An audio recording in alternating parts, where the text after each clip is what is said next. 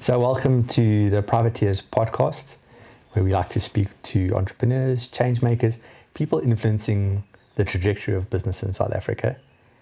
So today I'm very pleased to welcome GG Alcock to the Privateers podcast. GG, you were a recent guest of ours at one of our staff coffee catch-ups, the Heritage Day coffee catch-up, and that was a phenomenal success. The staff really enjoyed your different view on lives. So great, thanks. GG, a prominent author, an entrepreneur in your own rights, social anthropologist, grew up in rural KZN. That's right, yeah. Do you maybe want to start the story off there, and we can then get on to some of the books that you've written and the journey that you've been on? Yeah, so I grew up in a mud hut in a Zulu village. My parents were political activists and community workers. And so they built a mud hut in a place called Msinga, which was then the poorest district in South Africa, and today is still the poorest district in South Africa. It used to be a very violent place. Yeah. They were, in essence, working with the people and kind of doing community development, but at the same time fighting a lot of issues where people were being abused by the police and local farmers and stuff like that. So they were popular with the local Zulus, but very unpopular with the authorities. And my mother taught us at home. We washed in the Tugela River. I used to often say, we had no running water, but we had lots of running water because the Tugela flowed past our doorstep. And my brother and I basically grew up like Zulu kids, stick fighting, goat herding, and living just like Zulu kids. We were very poor in terms of material possessions, but very rich in terms of culture and lifestyle and what we learned from that. My mother still lives in the same mud hut, refuses to change her life at 84. And so I went from there. Basically, I was forced to do military service, which I absolutely loved because it was like so much easier than my life, and we had really good food. Other people were complaining about the food, and we were like, "Hey, this is cool." And they'd make us run. I was in the infantry, chase you around. We were as fit as anything, so I went through military. At one stage, I refused to do township duty, so that was another whole story of how I ended up in a lot of trouble, but and then ended up being working in kind of human rights work in land. At the time, still at the Group Areas Act. This was the mid to late 80s. Yeah, and then again, long story short, I kind of I became very disillusioned with the politics at the time, which was very much the kind of anti-apartheid thing, was very much ANC aligned, and I was very disillusioned as a member. This was in the late 80s, and left to find to work in the kind of, capitalist economy. I wasn't qualified for anything, so I moved to Johannesburg, and Msinga they call Johannesburg Gwandonga Ziyaduma. Love that word. Yeah, it was a word I had first read in Alan Paton's book, Cry the Beloved Country. Yeah. The Walls That Thunder. Yes, and I never knew he'd written that. But so I moved to Gwandonga Ziyaduma, and in fact, I started as a bricklayer, because it was all I wasn't qualified for anything, not even bricklaying. So I became a labourer and spent a lot of my time in the downtown Zulu hostels, places where Johnny Clegg, who was a friend of mine, but Johnny and a Sipho Mkunu used to dance in George Goch and JP hostels, and I used to hang out there because all my homeboys were there, which led me to my first business, which was starting a phone business in at the time when the kind of Telkom tiki boxes had all failed, but before mobile phones, used to have these phones with a little meter that you could, and pay per unit.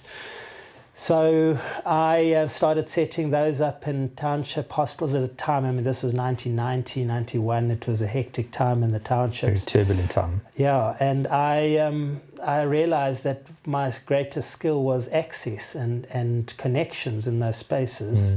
because I knew all the ANC comrades from my time in the kind of human rights space and or anti-apartheid space, and at the same time I knew all the Zulu guys who were kind of IFP in the hostels who were my homeboys. And so I could go to these hostels or townships and I'd get the Msinga boys to manage these places. No one would take money from there or steal their money. And yeah, that was my first business in the town, setting up phones in hostels and townships. GG, one of the things that really resonated with me and with a lot of the staff was just the different perspective that you brought to the whole South African story. I mean, so those who don't know, Msinga is close to Nkandla. Yeah. We all know where that is now. We didn't know where Msinga was, but we know where Nkandla is now. Yeah.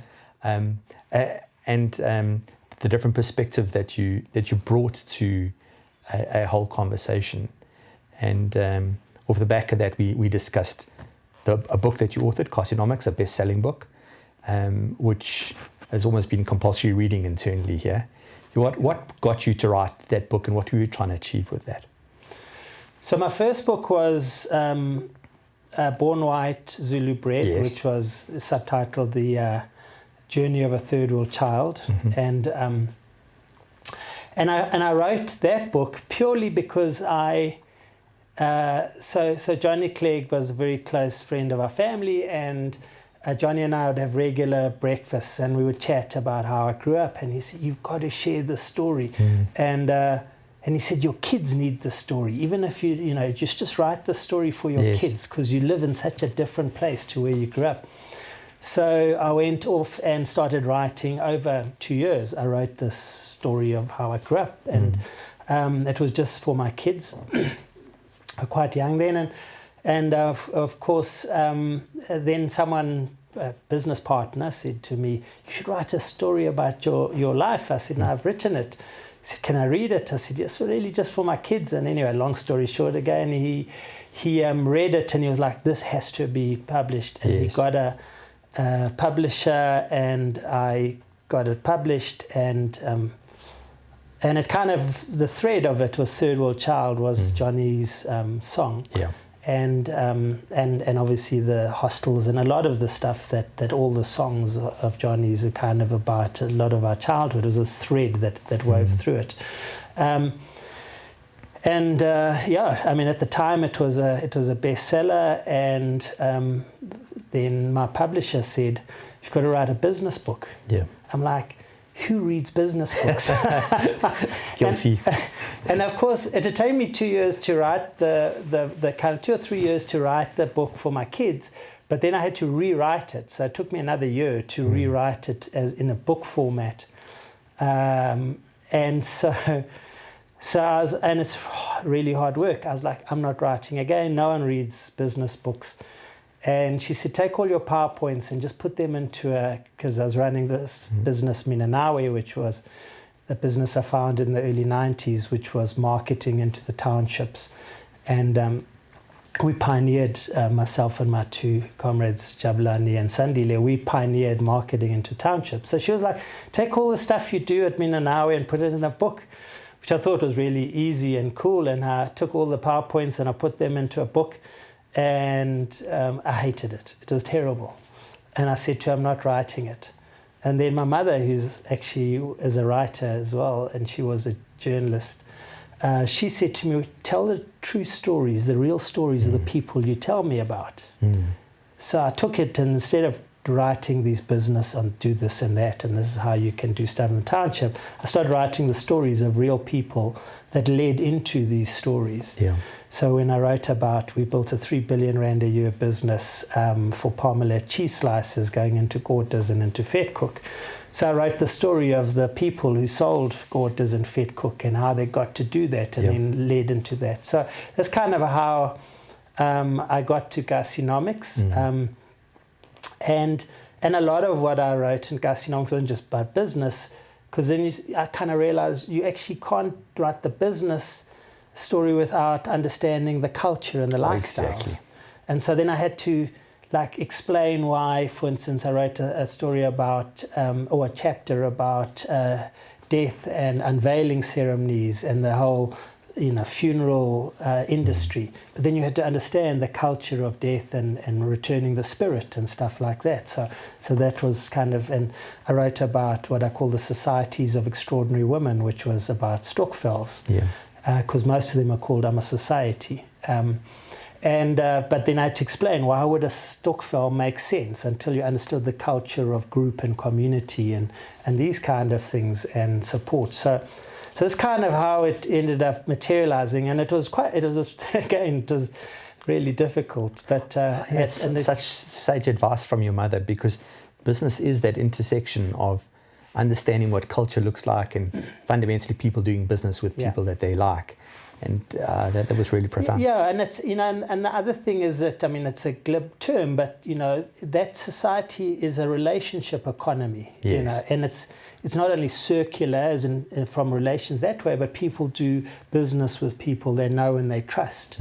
And so by telling the story, you're able to illustrate this concept of relationship economy and community and understanding those things. So I had a chapter on community, which is called umphakathi, which means the insiders. Because community is actually not large; it's quite small and it's inward looking.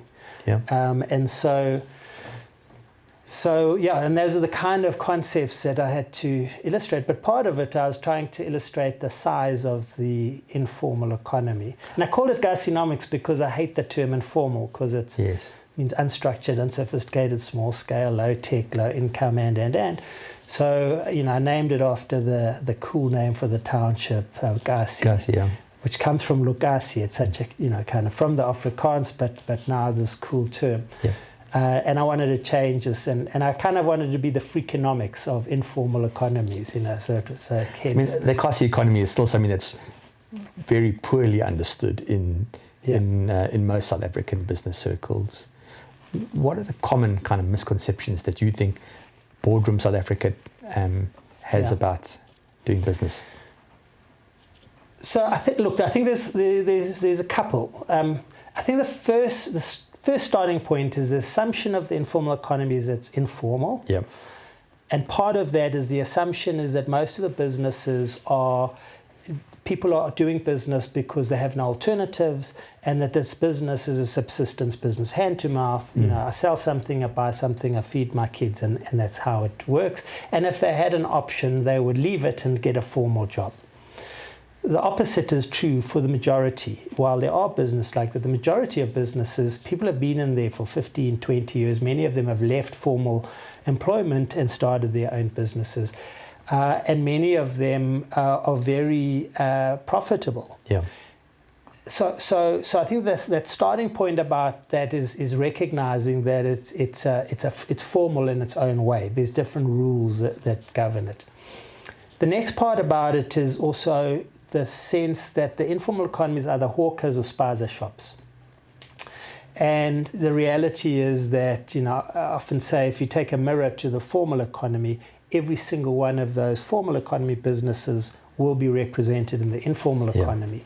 So we need to recognize not only the breadth of this economy, but as in every sector is represented, but also the depth. The depth as in from the smallest little business to multi-million rand informal businesses out there. So most people don't, they see it as a singular thing. It's either spaza shops or whatever. And the mistake as well is that, if you're creating a solution or trying to attract business from the spaza sector, you have a very different requirement for the fast food sector and a different one to the auto sector and a different one, and so on and so forth. Then I think the big thing is kind of this notion that it's this big place where you want to sell lots of things for R1 each and make money. It's not about sophistication. It's about you're just going to create this product and throw it out there. And people are incredibly sophisticated. They're not just looking for the cheapest product. Consumers are discerning in any market. Yeah, absolutely. But even more so in an environment where if you pour and you make the wrong decision on a brand or a purchase or whatever it might be, you have to live with your decision. You can't say, oh, I bought this new kind of biscuit and, oh, no, it's horrible, so I throw it away. If you buy the wrong thing, you have to live with that, and generally your kids are grumpy and your husband wants to beat you. So it's an environment where there's people want to reduce any kind of risk. Yeah. Other thing is that people value quality, and they value being treated with respect and dignity. I mean, as an example, people say to me, Capitec is successful because it's got a free bank account. It's rubbish. There's lots of most banks have a free bank account. It's really about giving people dignity. It's about trust, transparency. But the biggest one is about the fact that they treated people who, in essence, in a low economic level, with the respect and dignity that they would treat someone who was a private banker. And they were the first people to make offices where you could, branches where you could come in and sit down on a couch and you'd be treated with respect, sit across a desk instead of peering through glass and so on. So they, built this, and I think this misconception about all we've got to do is provide a cheap product, easily available, and not about, actually, it's about how do we show that we respect and trust people. Yeah. And, Africa is a honor continent. The West is a guilt continent. This came from a book called The Sword and the Rose, about the East and the West. Yeah. Which said the West was a guilt continent and the East is honor. And the concept of an honor society is that the respect of your community is more important than the sanctions that you might get. Whereas in the West, we do what we want to do because we get rewarded or we get punished. So, the rules tell us this. We do it with no need for reward or punishment in an honor society because people will admire us and respect us.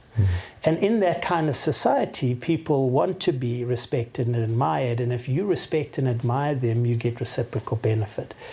And I think a lot of businesses don't go down to this recognition of people within this thing of understanding them, not understanding the simple thing of, they wake up at 4 a.m, they get in a taxi, they go to work, they buy Fet Cook and so on and so forth, but going in deeper and understanding these cultural nuances and these social things that are important. And once you connect with those, it can be very powerful. And Capitec's just one example of being able to really connect and through this understanding. And the crazy thing is, even today, and I've said it in my books, is about the importance of understanding, making that understanding part of a company's DNA. But they don't. What they do is they set up a division called the insights. We've got an insights, an insights person, or we're going to do some research, or our agency's giving us. As soon as you haven't made it mainstream within your business, it's not going to be. It's never going to work. Mainstream. And that would go for an IT business, or go for any business. Sure. If you make this part of your DNA, you're able to attract that kind of. Yeah. So those are the kind of key elements, and I think there's also a lack of innovation in this space, about innovating based on understanding. How do you create products that connect with people because you know what they need? What are the pain points that people have? And pain points for me is a big thing. What are the pain points that, and these are things that just irritate people, or issues and stuff that when you understand those pain points and you're able to resolve those pain points, that can be very powerful. GG, you shared a really great example with our team around a success story that you were involved with, utilizing your understanding of culture and your, in particular, Zulu culture, and how you got the cheese into fast food. You want to maybe elaborate a little bit more on that story? That was fascinating. Yeah. So we were actually asked by Parmalat to launch cheese slices into the townships. And at the time, cheese did not exist in any format. In fact, rich black kids were called cheese boys or cheese girls, because only rich black kids got this. And in fact, most people didn't even know what cheese was. They kind of would say these are cheese boys, but they had never had cheese themselves. And Parmalat asked us to launch into the townships, and they said, would we launch and get cheese slices into school lunch boxes? Mm-hmm. And we said, well, school kids don't get lunch boxes, they get ikeri or pocket money. And then they go to the school mamas in the schoolyard. And so we said, well, most people for breakfast have vetkok or amagwinya, and they'll buy it from the mamas, and then they will put in a polony slice or sometimes a fish or something like that. Or they'll have a gorda. Now, gorda is this kind of quarter loaf of bread with slap chips, polony, acha, and so on, fried egg. I make this joke that, it's endorsed by the Heart Foundation, banting friendly, but it's this giant kind of mega burger. Parts of South African culture now. Very much so, yeah. And and I grew up as a kid, having vetkok, or amagwinya as we call it. I mean, amagwinya means, it basically means the mouth waterer, because your mouth waters when you smell it cooking, in the,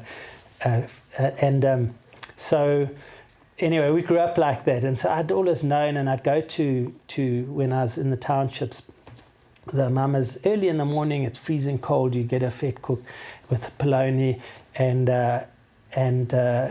you can kind of, it's just like, you can hear the angels singing and having this when you put in a cheese slice, because now suddenly it just transforms this. So we introduced cheese slices into gordas and vetkok, and we built this 3 billion rand a year business. And we built this business across all different cheeses, got involved in that kind of thing. And it was really, again, it was kind of, first of all, understanding what is the hamburger of the townships, what is the kind of breakfast croissant of the townships, the vetkok or the gorda. But more importantly, this was like, it made no sense that you would launch a protein that needed a cold chain that was double the price of a polony slice to, in essence, theoretically poor people. But we were going like, actually, if people taste this, they're going to love the taste of cheese in their gorda, and of course it worked. And we also built it around what we call Parmalat Puma Pambili, which was a rewards program where we rewarded gorda outlets and vetkok outlets for buying Parmalat cheese slices. And we, in essence, the reward they could keep the till slips wherever they purchased Parmalat cheese, and then we would redo their outlet. So we would repaint the outlet, we'd give their staff personalized aprons or jackets, and we would brand the menu boards. So instead of having a chalkboard that they'd write on, we'd give them this nice board with Parmalat on the top, and we would and then one of the things we did is that we'd invest in things like tables and chairs and umbrellas. And what happened is that a gorda outlet that was using Parmalat, that was part of this program, would suddenly go from being this dark and dingy little outlet to now the staff were wearing branded aprons, looking good, repainted, nice menu board. But now suddenly you'd also have table and chairs and an umbrella. So the person who used to come and buy the gorda and then go and sit somewhere, or at home with his girlfriend having the gorda, now he'd say to his girlfriend, come, let's go over to John's gorda outlet and sit down. And then they'd buy more stuff. And so we saw these outlets growing their business.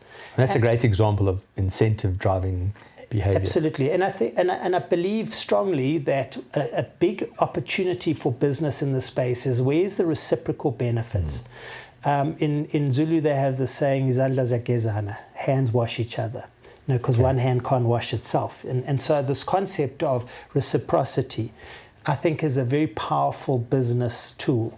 And we've applied this in many cases, but particularly there, by having this Parmalat Puma Pambili, we would find that when, for instance, the competitor Clover launched, they were 20 to 25% cheaper per cheese, on cheese slices. And Parmalat still retained more than 80% market share, because the power of the brand we'd built, of Parmalat, people come and say, no, I want a Parmalat on my gorda, but also the power that we created this relationship with more than 6,000 Gorta outlets and Vetkoek outlets where they knew that they had been rewarded and they'd built their business because of Parmalat. And of course, the better they did, the more Parmalat cheese slices they built. And I think that there's a model there that's built around these concepts of reciprocity that may not get you to enter a market, but once you're in that market, create massive loyalty and business growth. The other thing that strikes me about that story is that often in South Africa we think that the informal sector, the Kasi economy, is a small economy. Yeah. That shows you that it's absolutely not. Yeah. I know you have some views around the misconceptions around the size of the economy, maybe how that might translate into perceived unemployment rates within the economy. Yeah. Want to share some views there? Yeah. So I think my numbers, I have, and they're not just my numbers that I've thumbsucked. These are figures from a variety of sources. But if you look at the spaza sector, that's a 190 billion rand a year sector. The fast food sector is a 90 billion rand a year sector. There's backroom rental is a huge sector. That's 30 billion rand a year. The taxi sector, those taxis we know and love, is about a 50 billion rand a year sector. The Stokvel or Amma Society sector is a 50 billion rand a year. And we can go on. Even traditional herbal medicine, Muti, is 18 billion rand a year sector. So add it all up, just the figures I have access to, we're talking about 750 billion conservatively. And that excludes many sectors which I have no access to. And so we're probably talking a trillion rand a year sector. Wow. And a survey done by a company called Finmark Trust, their Finscope survey, they say that the informal economy is worth 2.3 trillion rand. So more than 2.5 times the size of my numbers. So one way or another, it's a large sector. I mean, just on a trillion rand a year, that's bigger than the mining and agricultural sectors added together. Gives you a sense of that size. So it's a vast sector across a range of different sectors.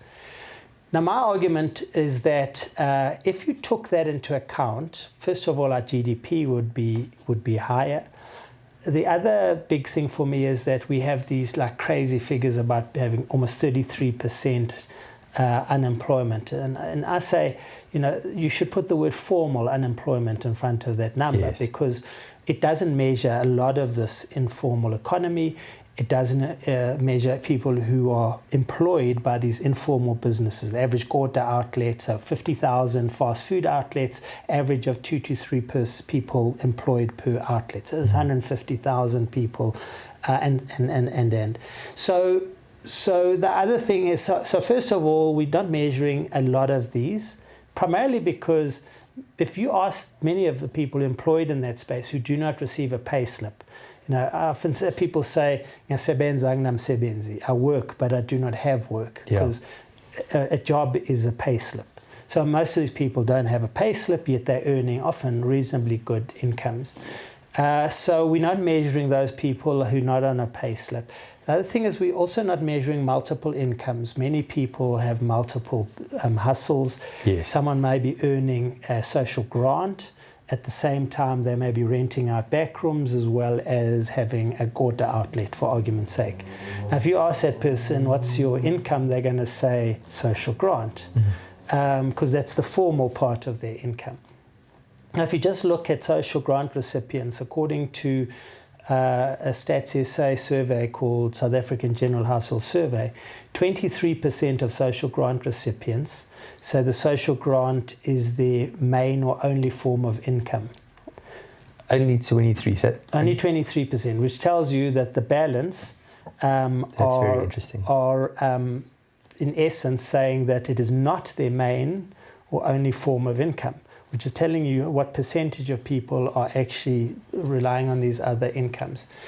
Then we have things like passive incomes, backroom rental. Backroom rental is a 30 billion rand a year sector, again, fairly conservatively, based on Department of Human Settlements, our housing department work done in about 2019, 2020, which said that there were more than 1 million at the time backroom rental units being rented at a value of 2,500 rand per room. multiply that by 12 and you'll get more than 30 billion. So, well, by today's figures, the average rental's 3,500, so it's a lot more, and there's lots more rooms. But if someone's renting out 3 back rooms at 3,000 Rand each and earning 9,000 Rand a month, but it's passive income, you say, do you have a job? They'll say, I don't have a job. So are we measuring those, Yes. incomes? Then the other big rental sector is spaza rental. 70% of the 100,000 odd spaza shops in South Africa are run by Somalis, Ethiopians, Pakistanis and Bangladeshis who rent their premises from South Africans. Oh, wow. And there's another 25 billion odd in rental of those spaza shops to these foreign traders that we again don't measure, but is a large part of people's incomes. So my argument is that real unemployment or lack of an income is closer to between 12 and at max 15%. Gerry Fourie, the CEO of Capitec, I was going to say, yeah. Gerry said he agrees with GG Alcock, it's closer to 10 to 11%. Yes. And that's based on their information, not on my information. They went off, and I've done quite a bit of work with them. They went and correlated what I was saying with what they're seeing in their business and reached the same conclusions, but with iron hard data. I mean, Gerry said, we've got 2 to 3 trillion data points and 24 million customers. He's certainly got his finger on the pulse there. He's banking in those environments. Better than most of us. They sharp. They really, I've done a lot of work with them, and they really understand it. And it is an example of a big corporate getting it right, trying to understand what its market looks like and catering the services for that. Absolutely. And I mean, in the work I've done with them, I was just so impressed in how originally, Gerry Fourie said to me, GG, dis kak. There's no way that informal economy is as big as you say it is. And then a few months, about a year later, he was talking at a conference and he said, you can't believe how big this economy is, and GG will tell you about it. He's speaking after me, and it was my turn to talk. I said, Gerry, I remember you saying dis kak. And he laughed and he said, they went off and they said, well, okay, let's assume that he's right. Let's ask each one of our 650 branches to go around and to evaluate how many of these businesses are there out there, and how many of our customers who have a personal bank account are using a personal bank account to bank a business. And I think their recent figures are 3 million of their 8 million primary account holders, personal account holders. 3 million of the 8 are running that account for a business. That's extraordinary in terms of numbers. But they went off and they verified what I had said and came away saying, actually, you have no idea. It's much bigger than you realize. South African culture is entrepreneurial. Yeah. I mean, everything that you've spoken about there talks to that whole entrepreneurial ethos. Yeah. How do you translate the Kasi entrepreneurship with the stuff that happens here in Sandton? So look, if you look around Sandton, you'll see a lot of these guys, on street corners or whatever it might be. So I think, they're not only in the townships. I think that the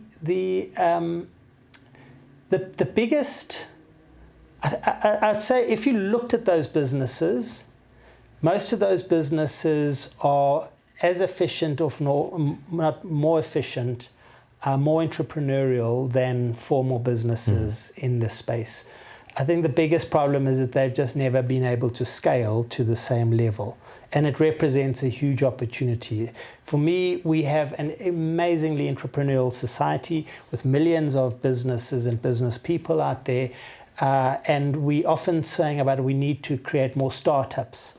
And for me, it's not about startups, it's about scaleups. Because it's very difficult to start a business, and particularly in a space that's quite crowded with these businesses. And the real opportunity is how can you scale them up? And the difference in these two spaces is that within a Sandton, a formal environment, a business is more able to scale up because they can access various business tools easier. They can access funding and so on and so forth. So I think that's where the biggest difference lies. as a rule, the interesting thing is this Finscope report I mentioned just now. They do it every 4 years. And they said the last one was in 2020, and in 2024, in their report, they said that informal business is able to create jobs more effectively than the formal sector. So they are creating jobs, according to them, at I think double the scale that small, medium businesses are creating. I think it's a sin that we're not looking at this sector in terms of how we could grow it and grow our total economy as part of it. And the same within corporates who are doing well out of those businesses, brand owners, manufacturers, and so on and so forth, is that more of them should be looking at this reciprocal. How can they grow this economy? Henry Ford, when he started Ford, he said he was going to price his vehicles and pay his staff so that they would become as big as customers. And I think the same principle should apply to this place. We should be creating an environment, an economic environment, where we're elevating the space, growing our total economy, growing it on both. When a rising tide will raise everything, raise all boats. Yeah. Gigi, you're a wonderful storyteller. We could be talking forever about but at heart you can see that you are a South African optimist. Yeah. What gives you that optimism? Yeah. So I generally, the stories I'm telling are stories of real people and real scenarios, and it's quite extraordinary. I always surprise myself. I go out and I think I've heard all these wonderful stories of these people, and then I go out. Get another one. My recent book, I was just astounded by the people I met and these incredible stories of entrepreneurship and resilience and innovation and so on. So in fact I quoted Dyson who created the Dyson and I think his book was called Failure. And he said that the word entrepreneurship means is a French word that combines builder and architect, and I just love that concept, and I would apply that to this township space in terms of people who are builders and architects, but also resourceful, resilient, and so on. And their stories are amazing, and we need to hear more of those stories and celebrate them. Which brings me to the optimism. When I sometimes think to myself, I'm like, things are really bad because I look at the macro issues, our politicians and our corruption and water and electricity and potholes. But when we look at those, we forget the everyday people who just carry on in spite of that and build businesses and go on. And so when I meet people and they tell me their stories, and they're optimistic. We sit here fretting about, the people in the townships and the rural areas, and of course there's poverty and of course they're struggling. But the majority of people are not in poverty, are not struggling, and they're carrying on and building lives and enhancing their environment. You go into, talk about how people spend money on beautiful ceilings and chrome gutters, Louis Vuitton branded chrome gutters, and just amazing how people are extending and building these beautiful homes. You drive around townships, they become suburbs. And you realize that actually people are living a great life and they're making a plan to get there. And that is very hopeful because we've actually got a larger middle class, lower middle, higher middle class in these spaces than we realize, in rural areas and in townships. And throughout history, the middle classes are what create stability and growth within societies. And we have got this amazing middle class there that we don't even recognize as a middle class because we focus our vision at this lower level. So, I often use this thing of only about 13% of households in South Africa today live in informal dwellings. Now, we have 19.5 million households. Only 13% of those, call it 2 million, 2.2, 2.3 million households live in informal dwellings. A vast proportion are living in really nice formal homes that they have done with no form of formal home loans, credit, and so on and so forth. So when you look at that and you go, why are we dwelling on the 13%? Yes, of course, we should be concerned about them. But why aren't we looking and celebrating the people who've taken themselves out of informality, who've taken themselves out of unemployment and created jobs and created businesses and built these homes? And so actually we have this amazing society, and I always, I think as South Africans, we need to see more of that and recognize it and celebrate it. While being cognizant of the people who are struggling, yes, of course, but we don't use in business. We don't take the smallest percent and assume that that's representative of the majority. Yeah. And if we look at shopping centres and businesses in that township, from like PG Bison, who I wrote about in my recent book, who do these amazing, supply the wood for high-end kitchen surfaces and furniture. Their business, the fastest growing part of their business is township business, and 40% of their business now comes from the township, which is just telling you how people are investing and making beautiful kitchens and homes. I mean, that is a sign of a population that is becoming more and more prosperous and more comfortable in its own skin. Absolutely. Because you're investing in the homestead. Absolutely. And this goes back to the middle class. What do middle classes do? They invest in their home, they have a little garden, they buy a little car, they send their kids to the best school that they can within their means. And, even talking about that, there's a big business of what they call school trans, which is school transport, which is taking kids from townships and sending them to Model C schools. And there's this kind of the township population of kids empties every morning as they go out into these, and parents are spending money on sending their kids to something slightly better. Yes. So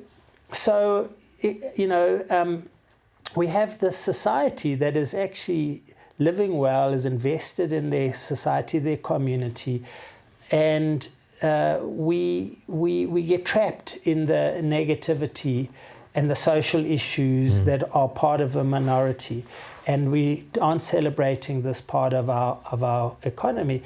I mean, just an example, Jason McCormack from Exemplar was quoted in a recent article in the Mail and Guardian that I was quoted in. And he said, they're building this new shopping centre. So first of all, shopping centres in rural areas and townships have no vacancies and are growing their turnover per square metre, what they call trading densities, growing at 2 to 3 times what urban city shopping centres are growing at. Jason says, well, as an example of how, he says, we've got this place next to Soweto, I think it's called Leratong, and he says we have 3 supermarkets, we have 9 banks, we have 50 fashion and beauty outlets, and we have 14 fast food outlets, of which 4 of them, I think, are drive-thrus. He says car ownership in the townships has changed the way we design shopping centres, because car ownership is so high. And that car ownership, so I mean, just as a number, we have 12 million odd vehicles on our roads. 9.5 million of those are unfinanced. So those vehicles, how is it possible? Those are unfinanced because those people can't get finance a lot of the time. Now, and Jason's seeing that Exemplar seeing that just in their shopping centres. Now, how is that possible if we really have all of this negativity and everyone suffering and whatever? 50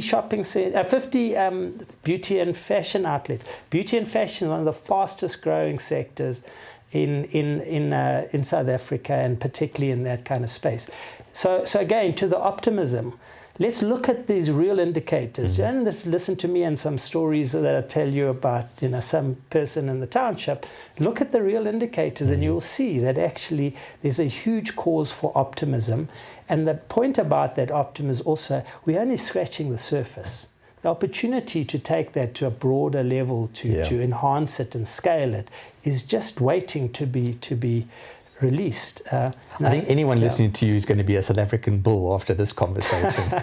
I was in London last week for 3 days. I was invited by Investec to meet all these very top equity guys who are investing in South Africa, among other places around the world. And I was telling the story. They're going like, yo, maybe we should be sending more money in South Africa. I'm like, absolutely. Quite right. GG, just before we kind of wrap up, I know you've written another book. You've brought it here for us. Yeah. You want to tell us a little bit about that book?